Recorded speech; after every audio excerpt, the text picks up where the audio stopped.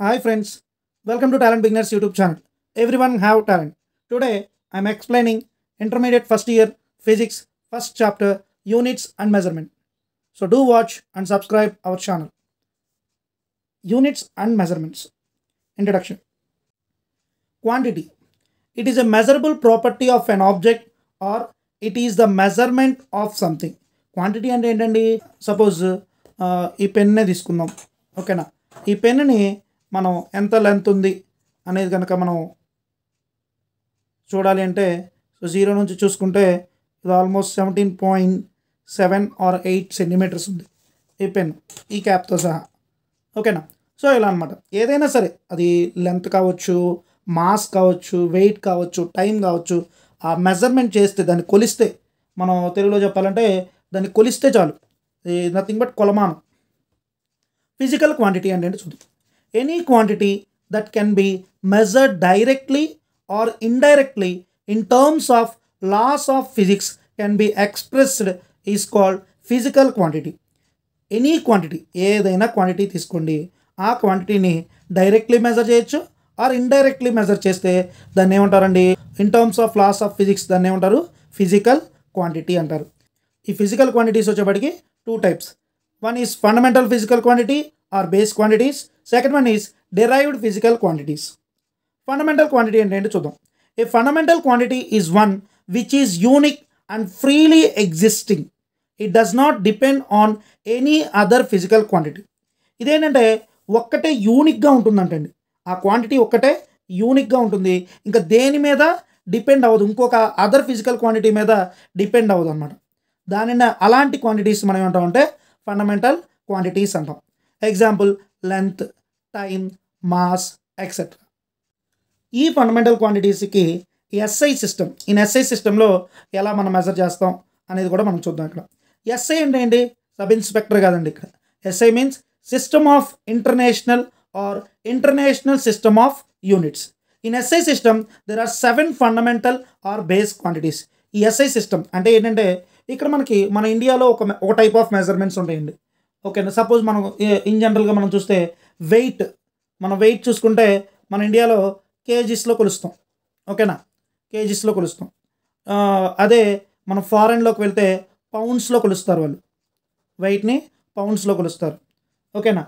Next ఇంకొన్ని other కంట్రీస్కి వెళ్తే వాళ్ళు ఇంకొకలా కొలుస్తారు అనమాట. కేజీస్, పౌండ్స్ డిఫరెంట్గా ఉంటాయి అన్నమాట. కానీ ఈ అన్ని కంట్రీస్లో ఉన్నటువంటి మెజర్మెంట్స్ ఒక ఎక్స్పెరిమెంట్ తీసుకుంటే అందరికీ అది ఈక్వల్గా ఉండాలన్న కాబట్టి దీన్ని ఎస్ఐ సిస్టమ్ అని ఒకటి ఎస్టాబ్లిష్ చేసి ఇందులో ఉన్న క్వాంటిటీస్ని ఎస్ఐ సిస్టమ్ అని చేసి ఇందులో ఉన్న క్వాంటిటీస్ అన్నిటికీ ఒకే రకమైనటువంటి యూనిట్స్ ఇచ్చారండి. దాన్ని ఎస్ఐ సిస్టమ్ అని అంటున్నాం. చూడండి, ఇక్కడ system of international or international system of units. In SI system there are 7 fundamental or base quantities. ఈ ఎస్ఐ సిస్టంలో 7 ఫండమెంటల్ ఆర్ బేస్ క్వాంటిటీస్ ఉన్నాయంట. అవేంటో చూద్దాం. They are length, mass, time, electric current, thermodynamic temperature, amount of substance and luminous intensity. ఇలా ఉన్నాయండి ఈ fundamental quantities. 7 fundamental quantities ఉన్నాయి మనకి. నెక్స్ట్ సెకండ్ వన్ చెప్పుకున్నాం కదా, derived quantity. A derived quantity is produced by the combination of fundamental quantities, that is by division or by multiplication of fundamental quantities.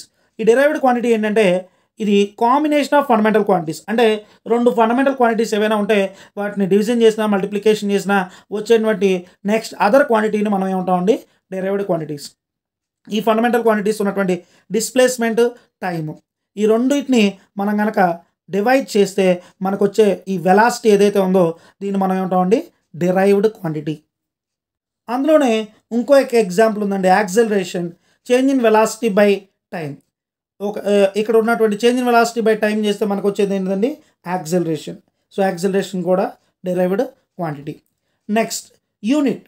The standard which is used to measure the physical quantity is called the unit. Unit అంటే ఏంటి? ఒక standard unit అండి. ఒక standard which is used to measure physical quantity is called the unit. ఒకదాన్ని ఏదైనా measure చేయాలి అంటే ఏదైనా సరే, సపోజ్ నేను మీకు ఇందాక చెప్పాను లెంత్ కానీ, మాస్ కానీ, టైం కానీ, అది మెజర్ చేయాలంటే సపోజ్ ఇదే ఉంది మనకి, ఈ లాంగ్ స్కేలే ఉంది. ఈ లాంగ్ స్కేల్కి అసలు ఎలా మెజర్ చేస్తుంది అని అంటే ఇది సెంటీమీటర్ స్కేల్ అండి. ఇదేంటిదండి? Centimetre scale. ఇటు ఉంది, ఇటు పక్కన ఉన్నవి ఇంచెస్, ఇటు సైడ్ రైట్ సైడ్ ఉన్నాయేమో సెంటీమీటర్స్ మిల్లీమీటర్స్ ఉన్నాయండి, ఇటు పక్క వచ్చేపటికి ఇంచెస్ ఉన్నాయి. అలా ఒక స్టాండర్డ్ యూనిట్ ఉండాలి. సపోజ్ మాస్ ఉందనుకోండి కేజీస్, లేదంటే టైం ఉందనుకోండి సెకండ్స్. అలా ఆ యూనిట్ని మనం స్టాండర్డ్గా మెయింటైన్ చేస్తాం అన్నమాట. ఓకేనా? సరే ఇక్కడ చూడండి, ఫండమెంటల్ యూనిట్స్లోనే ఫండమెంటల్ యూనిట్స్ ఉన్నాయి, డెరైవ్డ్ యూనిట్స్ ఉన్నాయి. ఫండమెంటల్ యూనిట్స్ చూద్దాం. The units of the fundamental quantities are called the fundamental units. ఏదైతే మనం ఇందాక చెప్పుకున్నాం క్వాంటిటీస్లో 2 టైప్స్ ఉన్నాయని, ఫండమెంటల్ క్వాంటిటీస్, డెరైవ్డ్ క్వాంటిటీస్ అని. ఫండమెంటల్ క్వాంటిటీస్కి యూటిలైజ్ చేసే యూనిట్స్ ఏవైతే ఉన్నాయో వాటిని మనం ఫండమెంటల్ యూనిట్స్ అంటాం. ఆ ఫండమెంటల్ క్వాంటిటీస్ ఇందాక చెప్పుకున్నది లెంత్, మాస్, టైం అని. లెంత్ని అయితే మీటర్స్లో మనం మెజర్ చేస్తాం యూనిట్స్, మాస్ అయితే కిలోగ్రామ్లో మెజర్ చేస్తామండి, టైం వచ్చేప్పటికి సెకండ్స్లో మెజర్ చేస్తాం, etcetera. Next, derived units. The units of derived quantities are known as derived units. Derived quantities ఇందాక చెప్పుకున్నాం కదా, second type of quantities derived quantities అని. ఇవి డిపెండెంట్ క్వాంటిటీస్, ఇవి ఫండమెంటల్ క్వాంటిటీస్ని మల్టిప్లై చేసినా లేదా డివైడ్ చేసినా వచ్చేటువంటి క్వాంటిటీస్ని డెరైవ్డ్ క్వాంటిటీస్ అని చెప్పుకున్నాం. ఆ డెరైవ్డ్ క్వాంటిటీస్కి యూటిలైజ్ చేసేటువంటి యూనిట్స్ని మనం డెరైవ్డ్ యూనిట్స్ అంటామండి. సో ఏరియా అయితే స్క్వేర్ మీటర్స్ అని, వెలాసిటీ అయితే మీటర్ పర్ సెకండ్ అని, so etcetera. Next, system of units. Both the base units and derived units. Base units means fundamental units. Both the base units and derived units is known as the system of units. ఈ రెండు యూనిట్స్ని అంటే fundamental యూనిట్స్ని అలాగే derived యూనిట్స్ని రెండింటిని కలిపితే మనకు వచ్చేదే system of units. So listen, second topic, the international system of units. In earlier time scientists of different countries were using different systems of units for a measurement.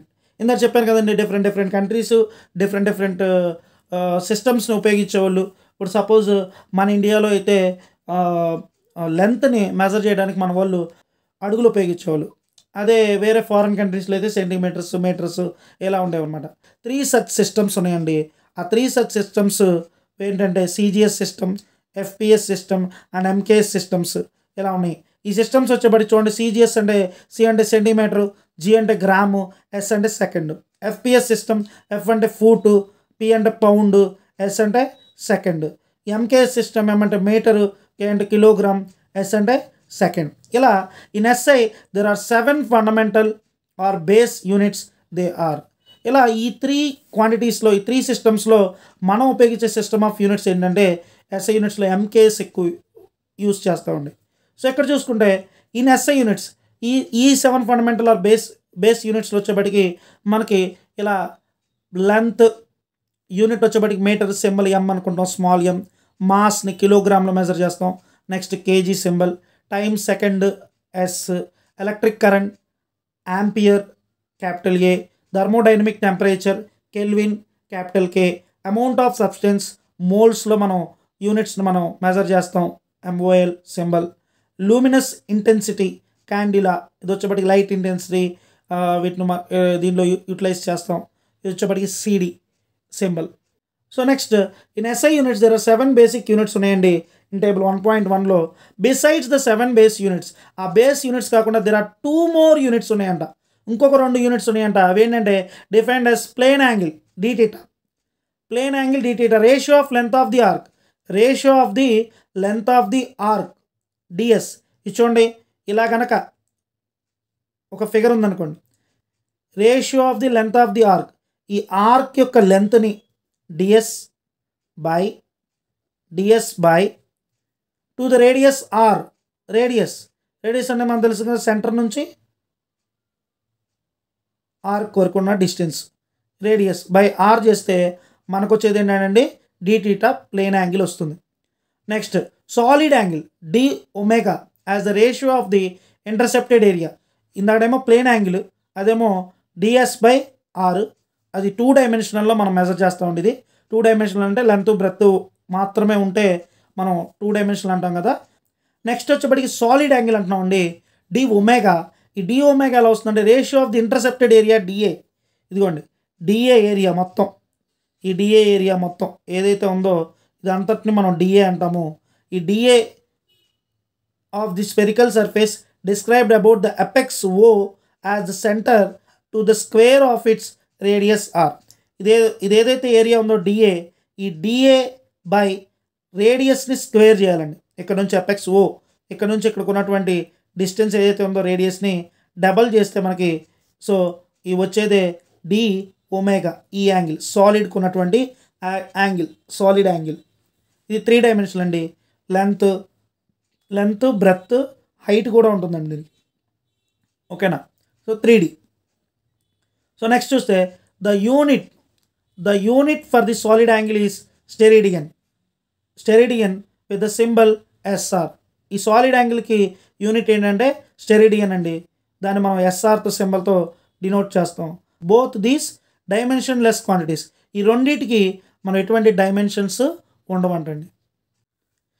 Third topic, significant figures. Every measurements involves errors. The result of measurement should be reported in a way that indicates the precision of measurement. ఇక్కడ ప్రతి మెజర్మెంట్లోనూ errors అనేవి involve అవుతాయంట. The result of measurement should be reported in a way that indicates the precision of measurement. ఏదైతే measurement యొక్క result ఉంటుందో అది దేని మీద ఎక్కువ ఇండికేట్ అవుతుంది, డిపెండ్ అవుతుంది అంటే ప్రెసిషన్ ఆఫ్ మెజర్మెంట్. ప్రెసిషన్ అంటే ఏంటి? Precision depends on the least measurable value of the instrument. Least measurable value అంటే సపోజ్ ఈ స్కేల్ ఉందండి. ఈ స్కేల్లో మనం లీస్ట్ మెజరబుల్ ఏంటి? 1 మిల్లీమీటర్. ఎంతండి? 1 మిల్లీమీటర్. సో ఇది least measurement of the centimetre స్కేల్లో మిల్లీమీటర్స్ ఉంటుంది. సో ఇక్కడ చూడండి ఒకసారి, if the least measurable value is too less, అలా ఆ లీస్ట్ స్క్రూ గేజ్లో ఇంకా తక్కువ ఉంటుంది సెంటీమీటర్ స్కేల్ కన్నా. అదే చెప్తారు ఇక్కడ చూడండి. ఇక్కడ if the least measurable value is too less, ఆ లీస్ట్ మెజరబుల్ వాల్యూ చాలా తక్కువ ఉందనుకోండి, then precision of that instrument is high. అంటే ఆ యొక్క ప్రెసిషన్ అనేది ఎలా ఉంటుందంట? హైగా ఉంటుంది. Least measured value of vernier callipers ఈ 0.1 మిల్లీమీటర్. 1 మిల్లీమీటర్ ఇందక్కడ స్కేల్లో చూపించినప్పుడు చెప్పాను. 1 మిల్లీమీటర్ ఇదంతా 0.1 మిల్లీమీటర్. అంటే 1 మిల్లీమీటర్ని 10 పార్ట్స్ చేస్తే ఆ 10 పార్ట్స్లో ఉన్న ఒక చిన్న పార్ట్ని ఈ వెర్నియర్ క్యాలిపర్స్ అనేది మనకి మెజర్ చేస్తుంది. నెక్స్ట్ వచ్చేప్పటికి least count of screw gauge. చెప్పాను కదా స్క్రూ గేజ్ ఇంకా చిన్నదని, 0.01 మిల్లీమీటర్. అంటే 1 మిల్లీమీటర్ 0.01 మిల్లీమీటర్ అంటే 1/100 మిల్లీమీటర్. అంటే 1 మిల్లీమీటర్ని 100 పార్ట్స్ కనుక చేస్తే ఆ చిన్న పార్ట్ ఏదైతే ఒక పార్ట్ ఉంటుందో ఆ పార్ట్ని ఈ స్క్రూ గేజ్ మెజర్ చేస్తుందంట. సో దీని ప్రెసిషన్ ఇంకెంత హైగా ఉందో చూడండి. అంటే ఎంత మెజర్ చేసే వాల్యూ ఎంత లెస్గా ఉంటుందో, ఎంత తక్కువగా ఉంటుంది. అంటే ఎంత చిన్న ఆబ్జెక్ట్నైనా మనం మెజర్ చేయగలుగుతున్నామంటే అక్కడ ఉన్నటువంటి మెజర్మెంట్ యాక్యురసీ ఎక్కువ. అది ఎప్పుడు ఎక్కువ అంటే ప్రెసిషన్ ఎక్కువ. ప్రెసిషన్ అంటే వెరీ లెస్ క్వాంటిటీని కూడా మనం మెజర్ చేయగలగాలి. Precision of that instrument is hire. Precision అంటే ఏంటంటే ఇక్కడ least measurable value of the instrument. ఏదైతే ఒక వస్తువు కొలవడానికి ఉపయోగిస్తున్నామో ఆ వస్తువు యొక్క తక్కువ మెజర్మెంట్ వాల్యూ కనుక ఉంటే అక్కడ ప్రెసిషన్ అనేది హైగా ఉంటుంది. ప్రెసిషన్ ఎప్పుడైతే హైగా ఉంటుందో యాక్యురసీ ఎక్కువ ఉంటుంది, ఈ ఎర్రర్స్ అనేవి తక్కువగా ఉంటాయి. సో ఇక్కడ చూడండి, among these two the precision of the screw gauge is high. ఇక్కడ vernier callipers next screw gauge ఈ రెండిట్లో దేనికి ప్రెసిషన్ ఎక్కువ అంటే దేనికి తక్కువ మెజర్మెంట్తోనే మనం మెజర్ చేయగలుగుతున్నామో ఈ స్క్రూ గేజ్తో దానికి ప్రెసిషన్ ఎక్కువ. దేనికైతే ప్రెసిషన్ అనేది ఎక్కువగా ఉంటుందో అది యాక్యురసీ అనేది ఎక్కువగా ఉంటుంది ఆ ఆబ్జెక్ట్కి లేదంటే ఆ ఇన్స్ట్రుమెంట్కి. చూడండి ఇక్కడ error, the uncertainty of measurement of a physical quantity is called error. ఏదైతే మనం మెజర్ చేయలేక మనం ఎంతైతే పార్ట్ మనకు కొంచెం మిగిలిపోతుందో, అన్సర్టినిటీ అంటే సరైనది కాదు, సరిగ్గా కాకుండా ఎంతో కొంత మిగిలిపోతుంది. ఆ మిగిలిపోయేటువంటి ఆ స్మాల్ మెజర్మెంట్ ఏదైతే ఉంటుందో దాన్నే మనం ఎర్రర్ అంటాం.